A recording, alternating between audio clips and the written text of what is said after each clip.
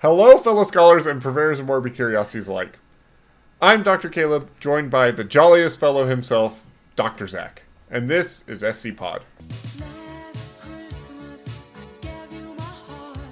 Zach, how are you today? I am ready for Whamageddon. I don't think I'm ready for Whamageddon. Caleb, That's a tall statement. have you already failed Whamageddon? You know, we'll talk about that during the discussion, but yes, I have. I don't think Have you? I haven't heard the song in close to 5 years. What? Yeah. Insane. Like, I don't know, I just avoided it. Hi, everybody! Welcome to the SCPod Holiday Edition 2025. Can you believe that we've done this 2 years in a row? We are so sorry. I think what was it last year? It was right after 610. Right, yeah, Jesus. And, like, all we did was just complain about it. Yeah. Yeah.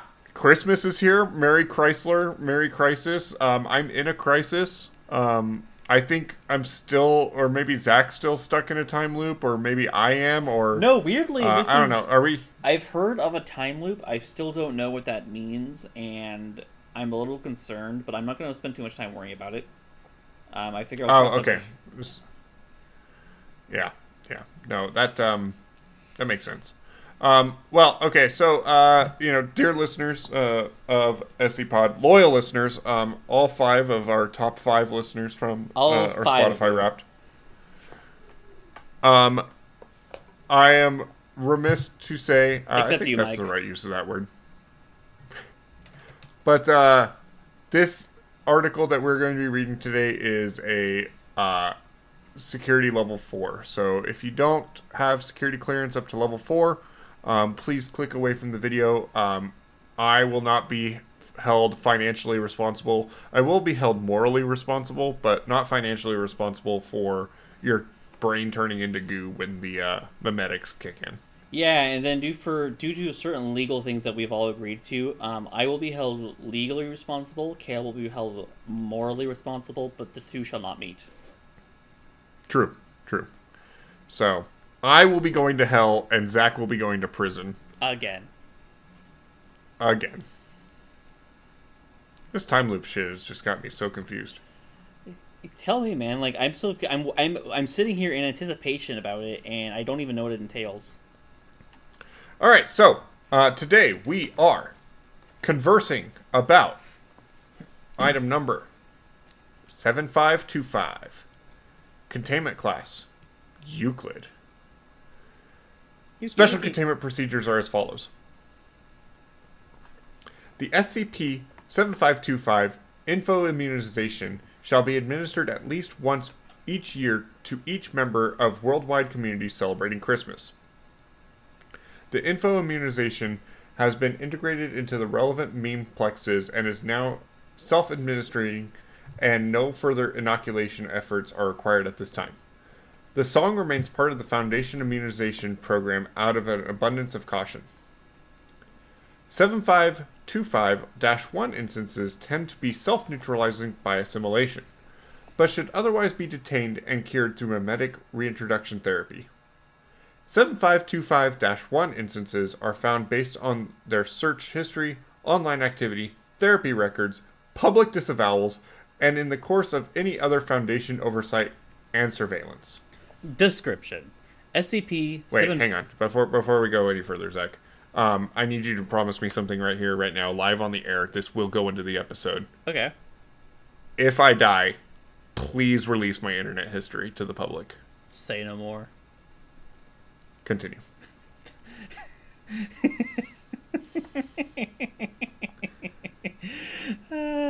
Shit. I need the world to know what a depraved individual people have been listening to all these years. I will happily do this. Description.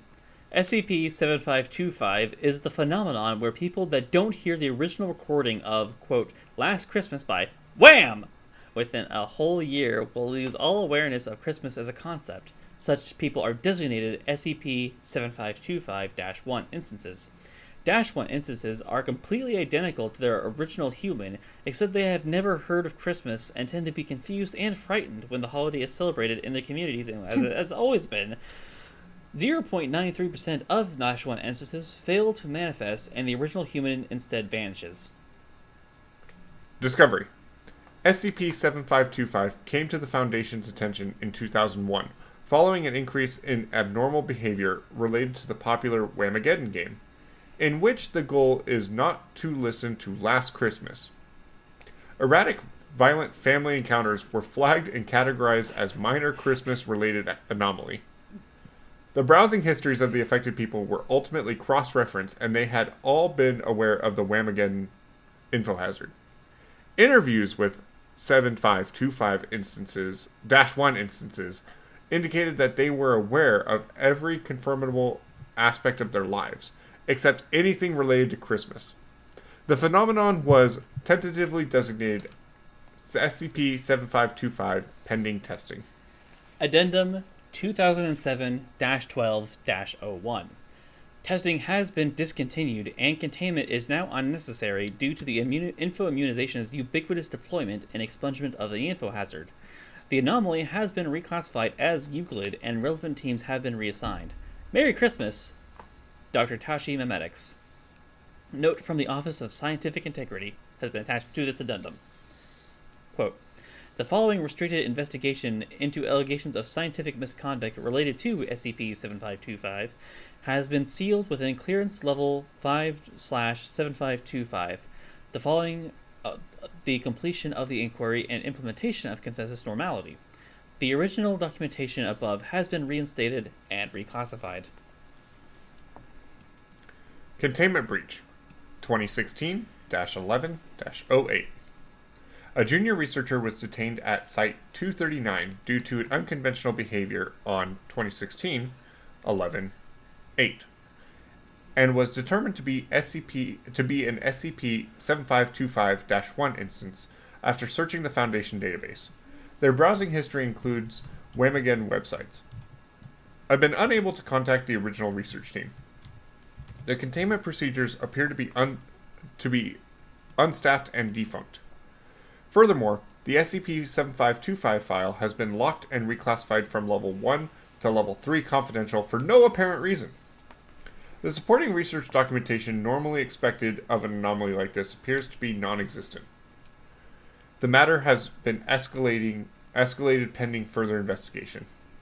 That is by Dr. Brant Ferret, Director of Cryptozoology Department. Preliminary Report 2016-11-12. The Memetics Department's rationale for destaffing 7525 is inconsistent and is under review. The search engine integration appears to have broken in 2008 when the technology was upgraded to memetic rational checksums, breaking because the info hazard checksum had a typo due to the data entry error. The Foundation thus missed the subsequent reappearance of the Whamageddon game. Dr. Tashi, the previous 7525 lead, had recommended the removal of, quote, Last Christmas from the Foundation Info Immunization Program in 2009, instead recommending its administration at the mandatory holiday events. However, the 2012 Foundation Strategic Secularization canceled religious celebrations, and Dr. Tashi, now Director of Site-31, failed to recommend the reintroduction of Last Christmas in the Info Immunization Program. Dr. Tashi's whereabouts are currently unknown, and his actions is under the Ethics Committee review. Recontainment of SCP-7525 is pending following a decade of uncontrolled spread. Preliminary Report 2016-11-13. The search engine integration was reintroduced, and Whamageddon is being expunged pending reindexing. The mobile assistant integration is being trained to surveil for Whamageddon-related keywords. The re-info immunization of the Foundation personnel has been contested on licensing and freedom from religion grounds. Appeals are pending. Field Report 2016-11-13. The remote system administration of one of WHAM website was traced to a maximum security prison in Maine, previously used for D-class recruitment. MTF Sigma 11, Industrial Hostilities, encountered armed resistance from the tentatively designated Group of Interest 7525. The prison blocks had been sorted based on years of incarceration served at the facility. The first year block implemented group confinement with an unacceptably high standard of living per federal regulations.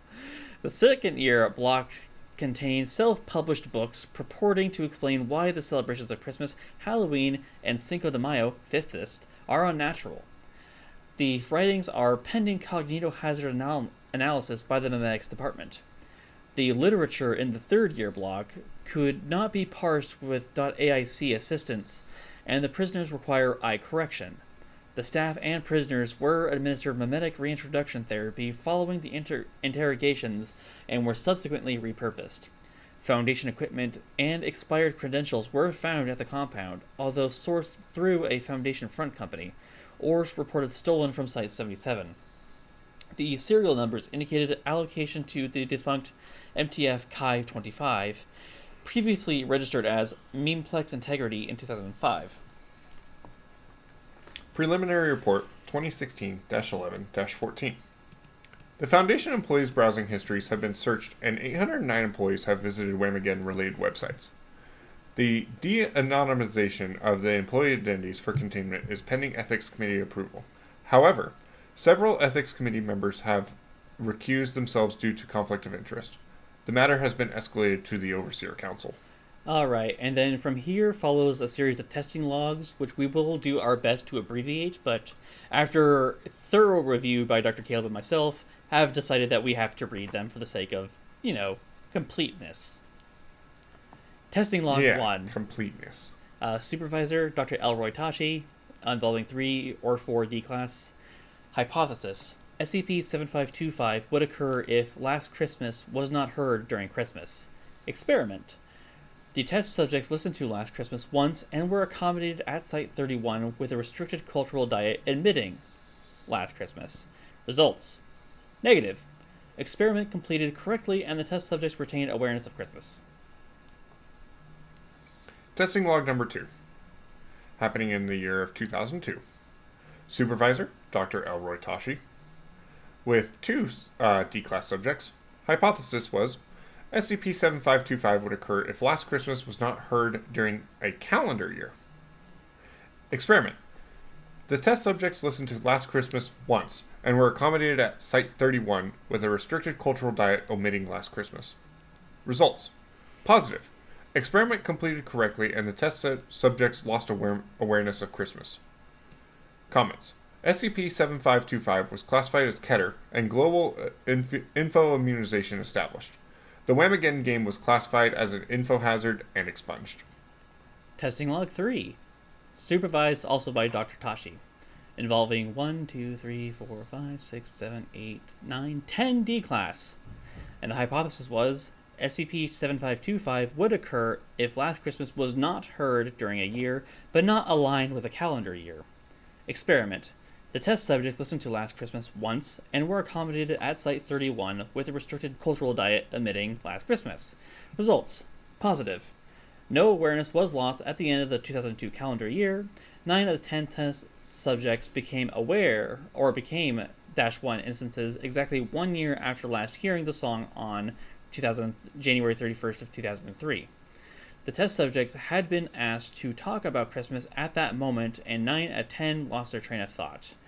An individual designated D-05224 appears to have been the 10th subject. However, all relevant data is lost. Comments. Further testing approved. Investigation into WHAM-related disappearances upon additional unexplained disappearances. And finally, testing log number 4. Taking place from August 1st, 2003 to July 30th, 2008. Subjects were 100 D-class. Hypothesis. Similar effects may occur if other info immunizations are not provided over a long period of time, in this case 5 years. Experiment. The test subjects were brought up to date with 2003 popular culture, and then memetically isolated in the Site-77 vault with no cultural media. 10 test subjects are released every year for preliminary testing. 2004 results for the first year. Positive. Test subjects lost knowledge of Christmas, pumpkin lattes, and Friends, the 1994 U.S. sitcom. Lucky. In 2005, the results for year 2. Positive. Test subjects additionally lost knowledge of Spider Nest by Anastasia Belts, the 2002 U.S. song. Discrepancies noted with plot points in The Empire Strikes Back, 1980 U.S. movie. And a general confusion regarding world affairs. Subjects accepted memetic reintroduction therapy. And then year 3 in 2006. Results. Positive. Test subjects unruly and required restraining. Thousands of major cultural discrepancies. Examples. Test subjects all adamant Harry Potter and the Philosopher's Stone, 1997 UK book, is not about Harry Potter, but rather Casey Platt. Test subjects all remember the existence of a non-existent U.S. state, North Alaska, whose depictions they largely agree on. Subjects expressed non-consensus beliefs about the stars. Test subjects determined to lack 23% of well-known cultural fault lines in the consensus human memeplex. Concerns raised about the projected decline in cognition. Subjects administered memetic reintroduction therapy. And finally, year 4, the 2007 results. Inconclusive. Test subjects were disfigured and screamed upon encountering research personnel. Considerable initial difficulties communicating with their malformed English. The test subjects all found humanity unrecognizable and mostly incomprehensible. The test subjects were shocked and horrified by racism, poverty, global warming, scarves, the war on terror, carnivorism, dancing, spelling competitions, alcohol, pets, the 1969 moon landing, and countless other significant and insignificant details. The test subjects recalled hundreds of thousands of events and concepts they considered missing from the world, the details of which have proven difficult to translate into comprehensible concepts. Alignment with consensus humanity failed, although the cosmetic corrections and redundant heart removals were successful. Each subject expired upon memetic reintroduction therapy. Comments. Experimentation canceled by the ethics committee. The remaining 60 test subjects have been sealed indefinitely. I just want to point out there is a footnote on the malformed English where it says the linguistic analysis indicates their version of English appears to be 3 times more complicated in grammar and vocabulary. And that makes me very happy. Zach, this was a great fucking idea. This was a great idea. I wasn't prepared for that year 4 results. That's great. But also, for everyone that has survived Whamageddon so far, I'm so sorry, but last Christmas I gave you my heart, but the very next day you gave it away. This year, to save me from tears, I'll give it to someone special. No, keep going. I want to get DMCA'd. No, that's just half the chorus. And technically speaking, from a legal standpoint, they can't just get me for singing it because they don't own the rights to my performance of it. They just own the rights to the original recording. That's true, and we're not selling your recording. We're not selling the recording, and you know what? Eat a dick, recording companies. But also, True. you all just lost Whamageddon and the game. Yeah. Zach, you don't play Whamageddon, right? I don't. Fair. I definitely do every year. And I said this in the pre-show. This year, or last year, I made it all the way to December 18th before I heard Last Christmas. Uh-huh. This year, I made it to December 3rd, and it's pretty awful. I feel like a failure, and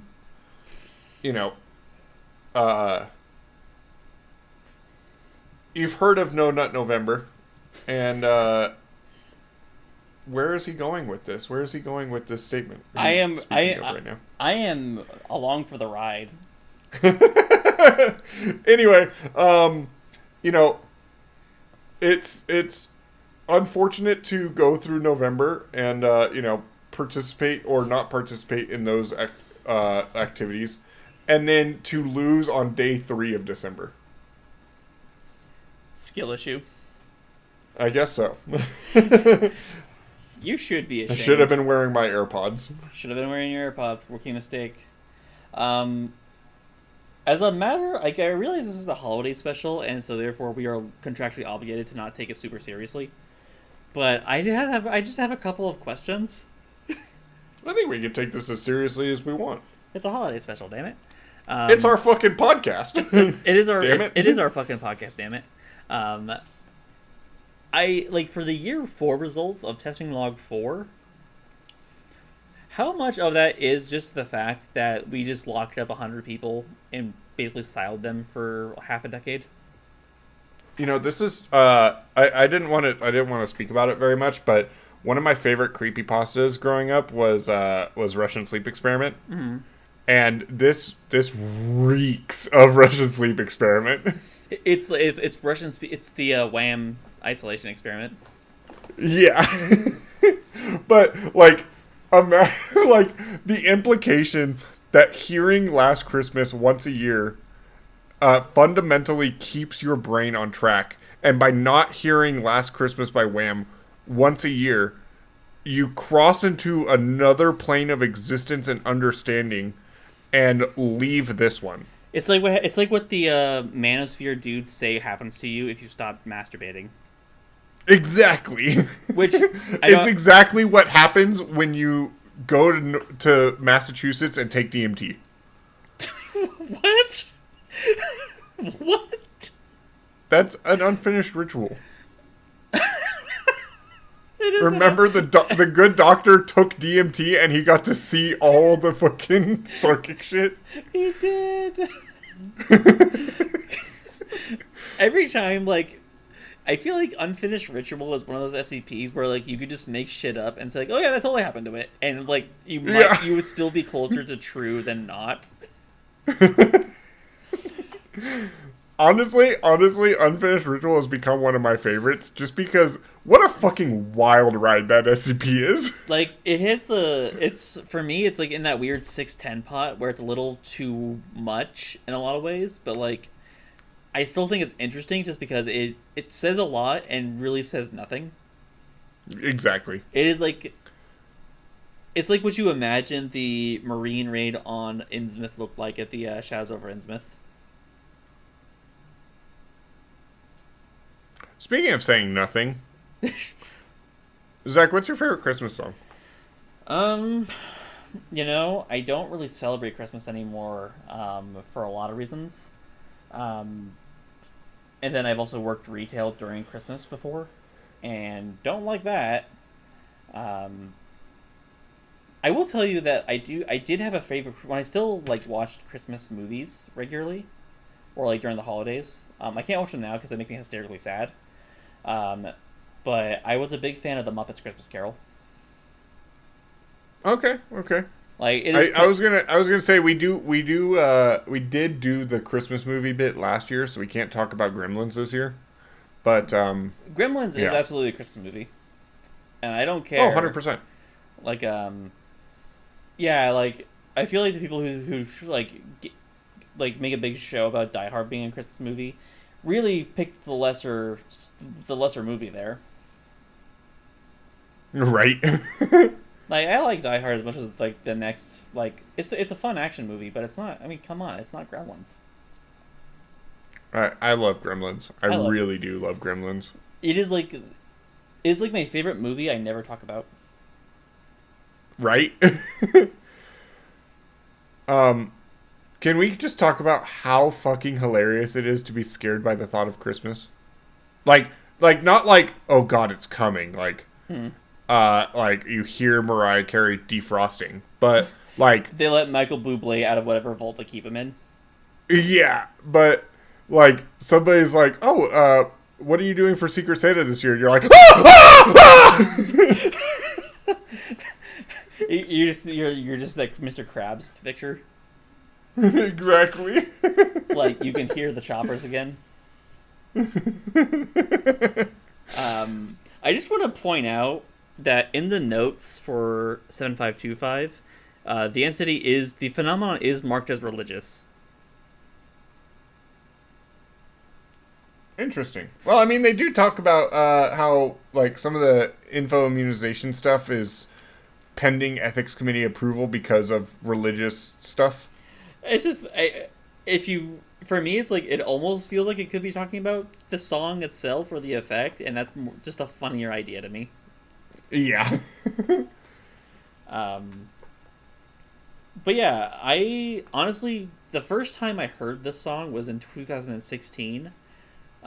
Just because The first time you heard Last Christmas was in 2016.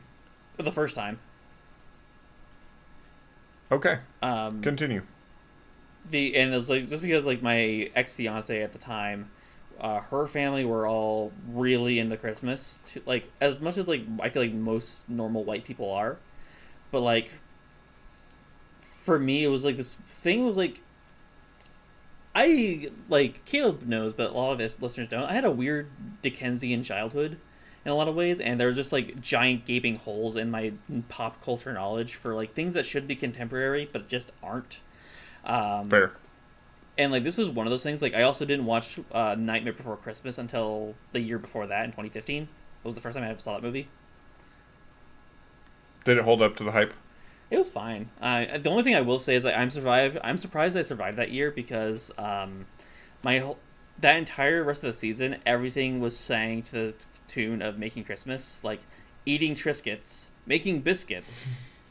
We're like making biscuits, eating Triscuits. And like that was the only time I kind of understand why my partner wanted to kill me. That part I get. That being said, I still had fun with it. It's a good bit. It's a good bit. But anyway, and so like I didn't hear about that song, and like for me it was like it reminds me a lot of like Tears for Fears, and I feel like I get the tunes mixed up a lot for that between this guy and that group. Yeah. Because I am a big fan of Tears for Fears. But the song itself is like, I don't know. I mean, it has like that general like 80s pop synth steez to it. And it's ultimately Last Christmas or yeah. And so like Yeah. it just has that sound to it. And so like for me it's like one of those like largely forgettable sounds or musics. Yeah. I've been a chart watcher for Nerd. probably like 5-6 years at this point. I'm very fascinated by like popular music, and thus I have grown to resent most Christmas songs because like there is just a period of about 6 weeks where it is inescapable. And it starts with Mariah Carey, and then all of her hooligans follow her up the list. And Last Christmas is part of that. Last Christmas is like the third largest Christmas song usually. Yeah. The one thing I will say about Christmas music is this year I've kind of taken a different approach because I have to listen to it all the time now. And I've been more open to like, okay, this isn't awful. This isn't reprehensible. It's boring, but like I'm not going to be a Grinch about it. And I found, it's okay. At least it has like it's happy and it carries a decent like positivity vibe to it.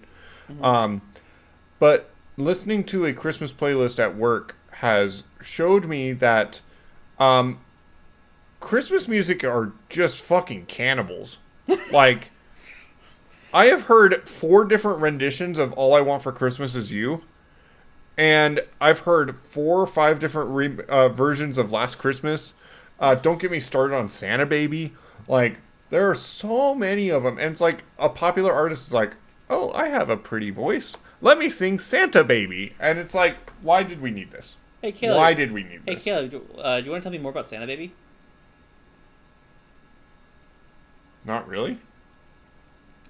All right. It's kind of just a nothing burger of a song. I mean, people don't listen to this podcast for me to talk about music. You can go follow my YouTube for that. Caleb, I listen to this podcast because I want to hear your thoughts on Santa Baby. This is what we've been building up to.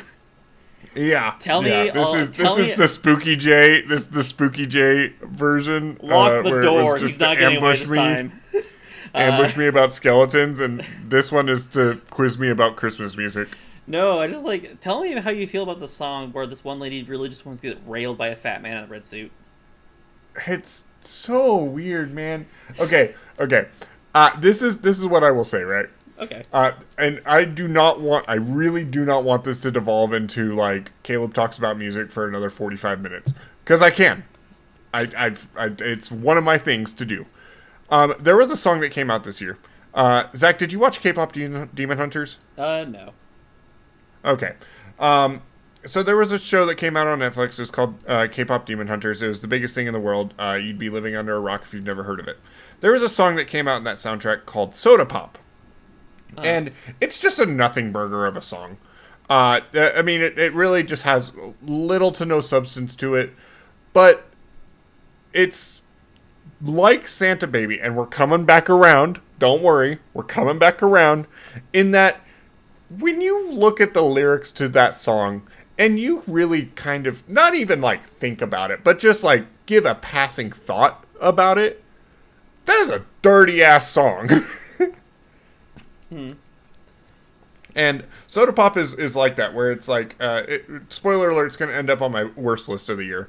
But it is just so like overtly sexual for like a song that is an earworm in a kid's movie.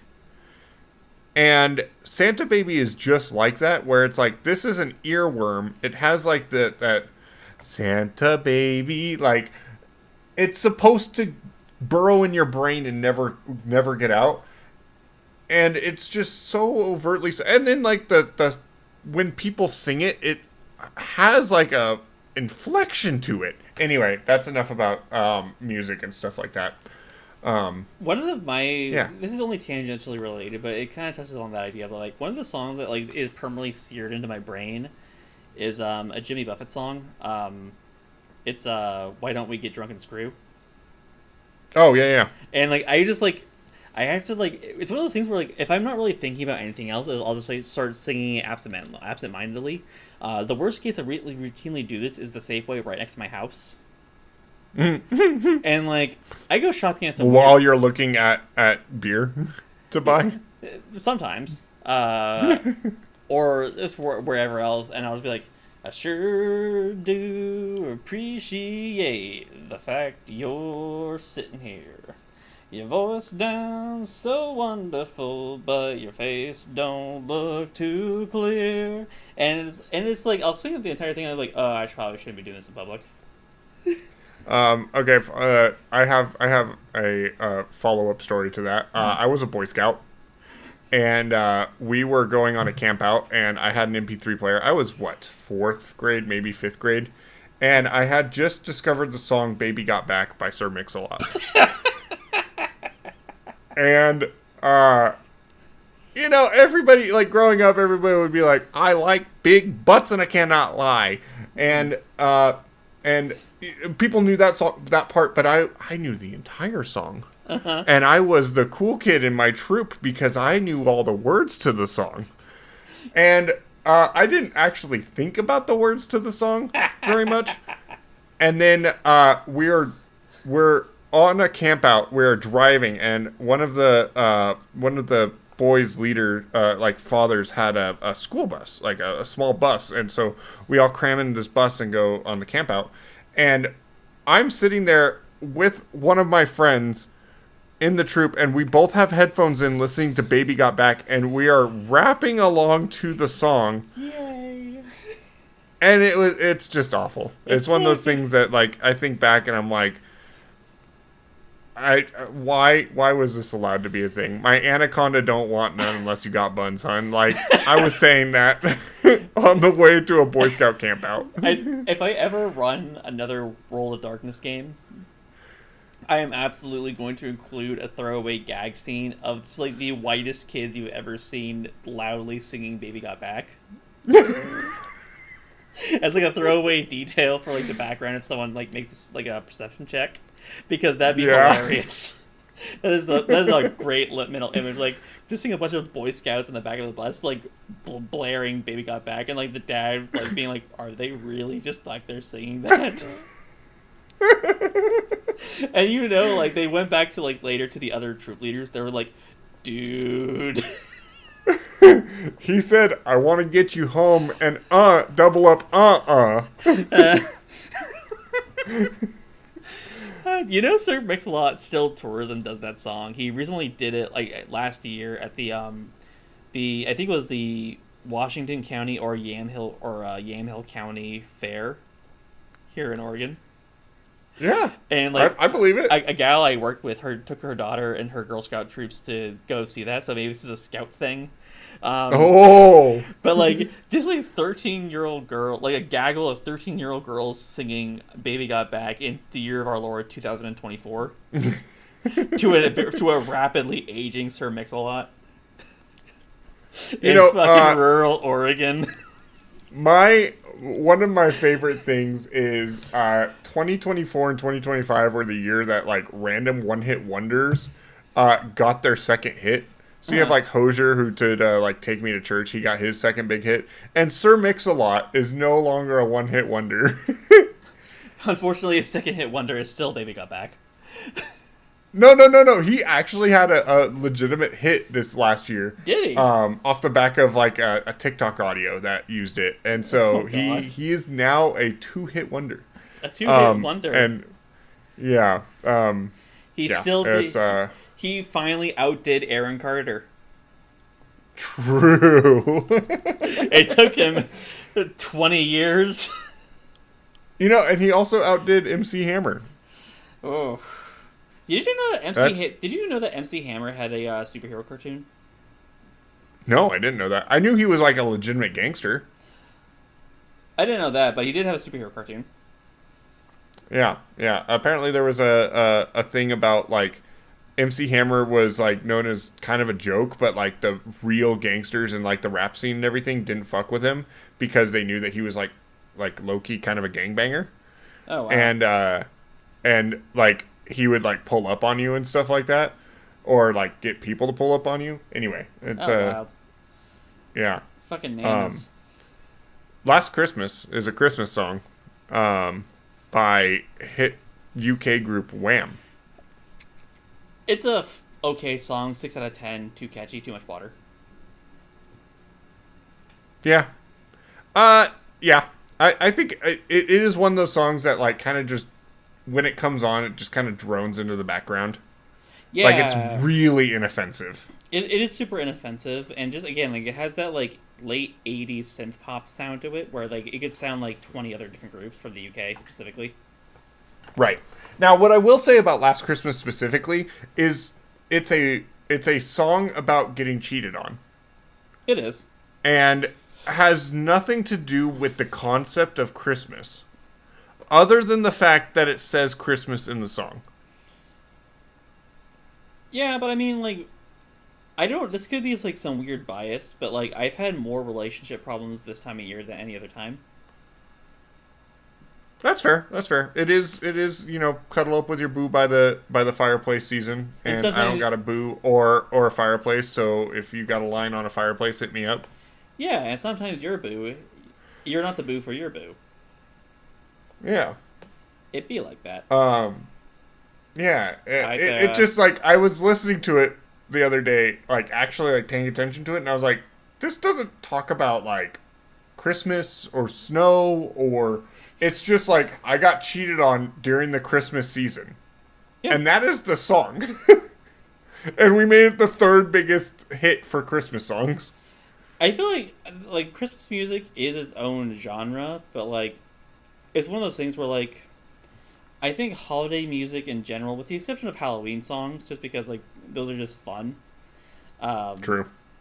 Like Christmas music is one of those things where it's like you do it because you can make money off of it, but no one has anything new to say about Christmas.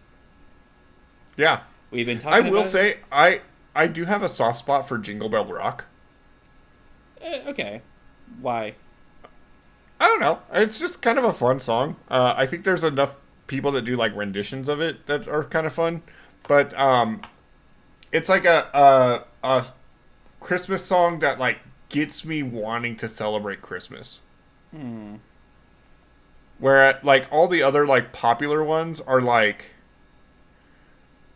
love or I wanna fuck my boo or I got cheated on by my boo or I wanna have sex with Santa. There's a lot of fucking going on with Christmas. Yeah. I guess you gotta warm up somehow, body friction or something.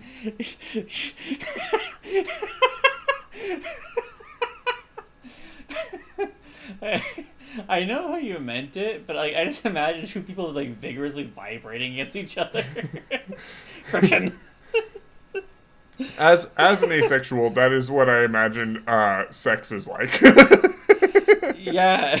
Yeah, it's like going to a Brooks Brothers store or a Brookstone store. It's just like a weird vibrating chair, and you just suddenly like a kid 9 months later. The miracle of childbirth. That night, a stork flies into your room. Right.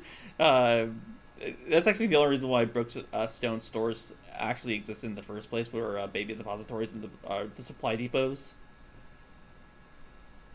Are you memeing or? No, I'm dead serious. Oh. Wow. In case no one told you before, that's the secret. I don't even know what Brookstone is, so. Defunct, which is why there are no more babies. Oh, well. You know what? I haven't had a kid since then. Me neither, and there's a reason for that. Yeah, so I have to imagine you're 100% right. Yeah, it's sort of like how, same thing with Sears. Sears was the heir, and now there's no more Sears. That's insane to think about. Yeah. Do you ever like hear a song or like see a piece of media that has like a defunct store in it, and you're like, wait, hang on, I recognize that. Like you see a Radio Shack, Oh yeah, or something there's in like still a one up fucking here. early 2000s. Yeah, there's still a radio. Is it still the one off TV Highway? No, that one's still there. But there is one here, in Gateway. Oh, okay. Yeah, I think the guy who ended up becoming the CEO of GameStop during the whole like stock craze, I think he bought Radio Shack as well. one dying store buys another dying store. Yeah. Makes a super corpse. Honestly, like the more I think about it, I'm like, how is GameStop still around?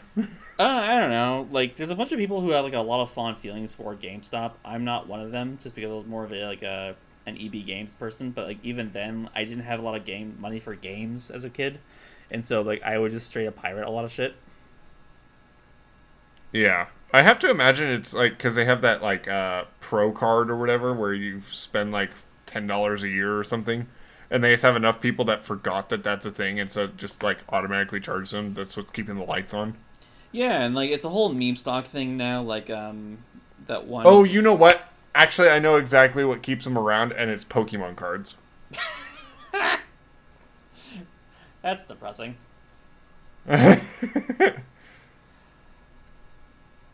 Oh gosh. So why do you think that they mention redundant heart removals? Like, what is going on there? You know, I don't know. I'm still concerned about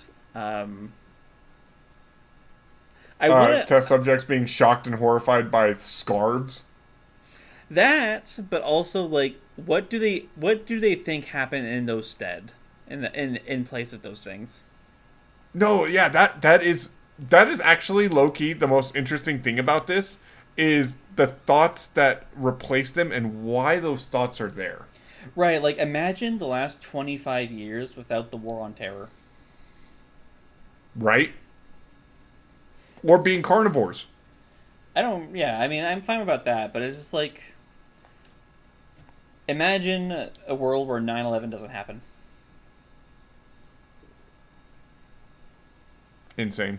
We couldn't imagine it just because like that was one of those like foundational sea change moments Right. of our lives, at least. And this Yeah. like, what happens if the U.S. never invades Afghanistan and Iraq? Do you ever like meet somebody and they're like, oh, I'm 24 years old, and you're like, hang on a second, and you do the math and you're like, you were born after 9/11. You know, as someone who's had to train people for jobs that were born after 9/11, it is something I've dealt with a lot. And it's weird every single time. It really is. My last job I worked at, there was one person on the entire staff that was born after 9/11, and she was the only person older than me. Everybody else I worked with was born after 9/11. When were you born? I was born in 97. Okay. Gotcha. And it's like, yeah, it's one of those things where like I wonder like if that's how people felt when talking to the first group of kids that were born after like Pearl Harbor when they were adults. Yeah. Or like after the Second World War. Or hell, like any major thing. Yeah, I'm trying to think of like what is like maybe Vietnam? Would that be like the equivalent to like our parents' generation? I suppose so, but I mean it depends on yours. Like mine were all born. No, it's Last Christmas. Ah. There's a clear before and after Last Christmas. Well, I mean, like then you get edge cases like me who like don't hear it for the first 20 years of their life. Right. So I mean, You're talking about 9/11, right? you know, in a lot of ways, 9/11 is a lot like Last Christmas. Don't ask me to elaborate. No, this article is just, it's so good. Like, you had to be some sick individual writing this. The subject's all adamant Harry Potter and the Philosopher's Stone is not about Harry Potter, but rather Casey Platt. Like, where do you come up with this shit? You know, as a writer and an author, I really appreciate everything in this article. From, like, an implied world building or, like, setting building writing standpoint. That, specifically the Harry Potter point, is really fun, especially, and also, like, the idea of, like, this song that gets rid of, if left alone long enough, will get rid of parts of your memories and replace it with weirder shit. And I feel like that would be the thing that we should all be studying more, not necessarily the song, but, like, what else does this thing do? So if the ethics committee weren't a bunch of cowards, they let us know what's going on with the other 60 test subjects that we've apparently sealed indefinitely somewhere. Which is so crazy. And nothing further is elaborated. We just threw them in the nasal cavity. Get in the hole. Way to go, ethics committee. Christ almighty. Oh, man, that is so funny. Abusing test subjects is not funny, Zach. Also, this thing about in a testing log for year 3, subjects expressed non-consensus beliefs about the stars, and just it leaves it at that. Yeah. I love the idea of a North Alaska. As opposed to... I don't know. Alaska? North of what? It's just the fucking North Pole. Oh, God. Well... This was a good year. This was a good year, Zach. No, it wasn't. I think it is. We talked about Whamageddon. We talked about SCP Spooky J. We talked about the Bears. We did the Bears this year. We did do the Bears this year. The Bears. The Bears. Yeah. I guess we can get a little sappy real quick, huh? No. Okay. Well, one of us, the favorite of the podcast. I don't show you all the comments that say that I'm the favorite. Oh, Zach, clearly, I believe it. Yeah. Because I'm mean. True. You've drugged me how many times? I mean, to be fair, come on. You know. Is it really bullying if I'm asking for it? Yeah. That's what I tell them.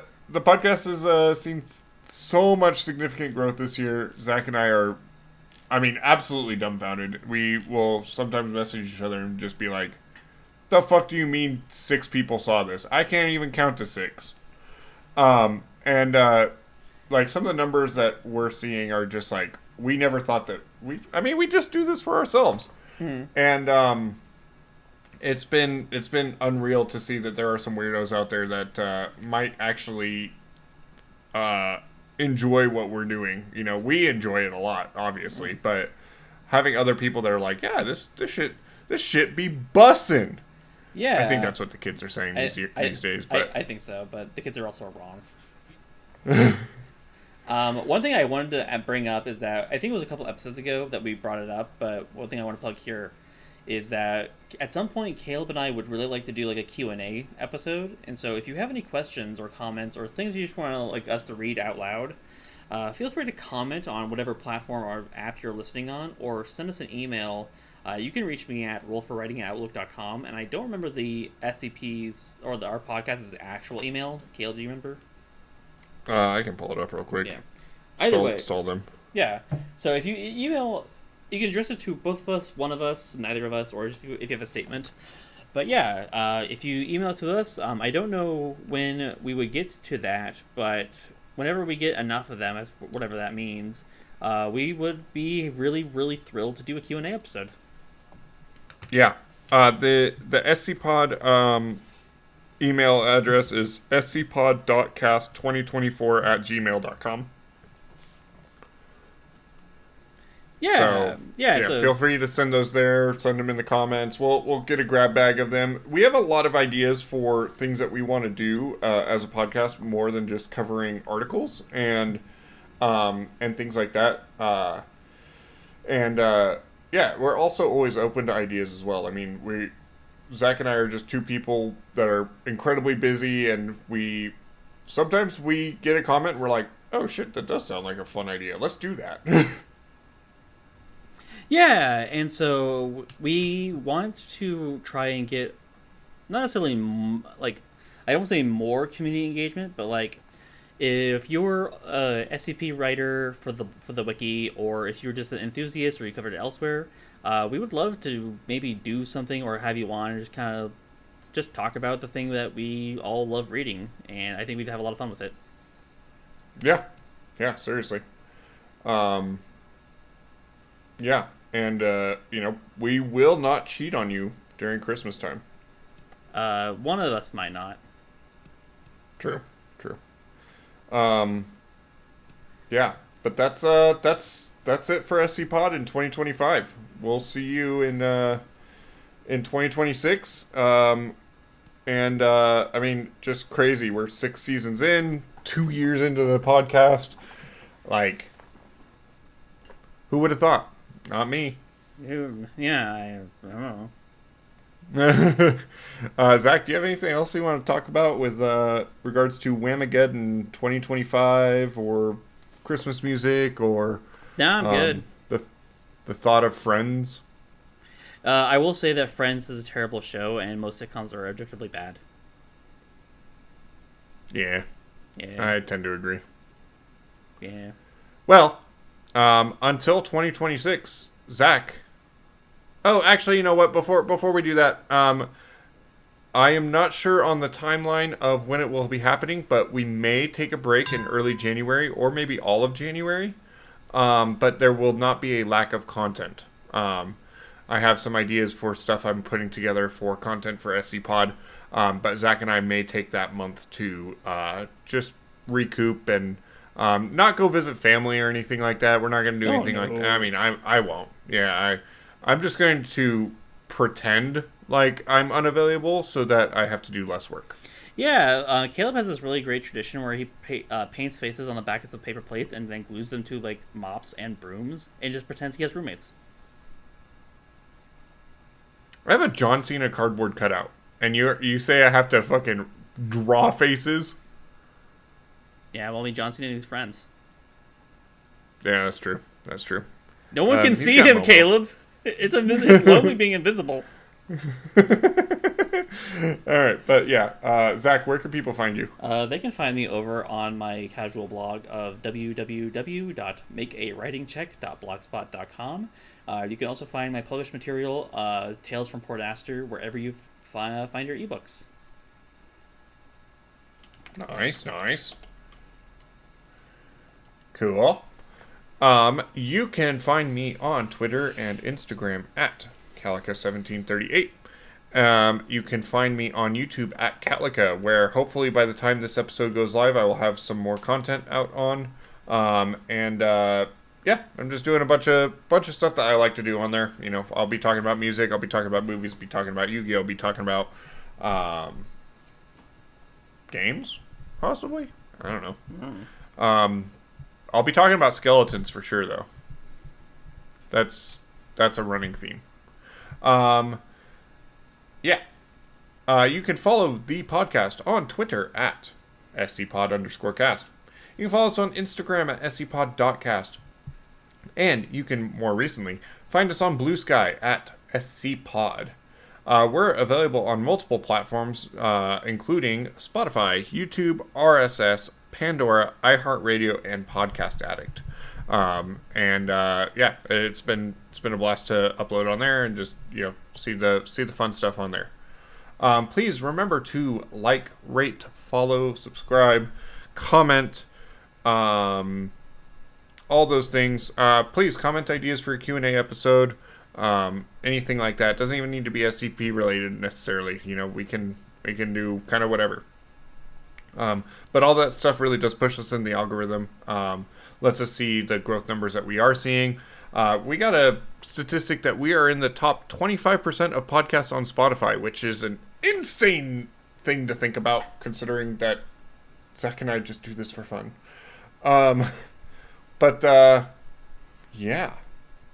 That's all we got for 2026. Whamageddon and Last Christmas. What? 25. You said 26. What did I say, 2026? Yep. Oh.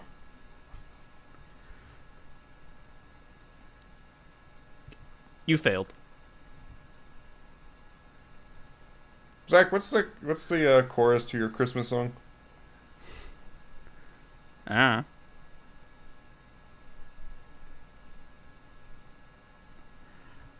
Okay. I can't shoot lasers out of my eyes, asshole. Thanks, guys. We'll see you next time. Get out.